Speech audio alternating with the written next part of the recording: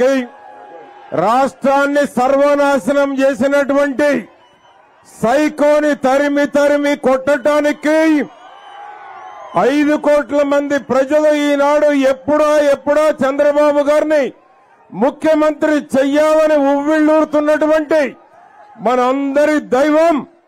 అదేవిధంగా రైతులు బాగుపడాలంటే, యువతకి ఉద్యోగాలు రావాలంటే, ఆడబిడ్డలు సుఖంగా ఉండాలి అంటే, రైతులకు పంటలు పండాలి అంటే, పల్నాడు ప్రాంతం అభివృద్ధి చెందాలి అంటే, పల్నాడులో అరాచకాలు అక్రమ కేసులకి బుద్ధి చెప్పాలి అంటే, ఎవరైతే మనల్ని ఇబ్బంది పెట్టారో వాళ్ళకి మళ్ళా తిరిగి బుద్ధి చెప్పాలి అంటే, రాష్ట్రమంతా ఎదురు చూస్తున్నటువంటి మనందరి ప్రియతమ నాయకులు పల్నాడులో 7కు 7 సీట్లు గెలిపించి, పార్లమెంటు సీటును గెలిపించి చంద్రబాబు నాయుడు గారికి కానుకగా ఇస్తామా?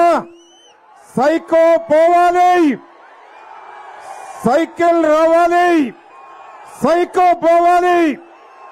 జగన్ గుర్తుపెట్టుకో, నువ్వు ఎంత రెచ్చగొడితే అంత రెచ్చిపోతాం తప్ప నీ కేసులకి, నీ దుర్మార్గాలకి భయపడేవాడు లేడు, గుర్తుంచుకోమని జగన్ తెలియజేస్తూ, ఇప్పుడు మనందరి ప్రీతమ నాయకులు, మీరందరూ ఎదురు చూస్తా ఉన్నటువంటి నారా చంద్రబాబు నాయుడు గారిని మాట్లాడవలసిందిగా కోరుతా ఉన్నాం.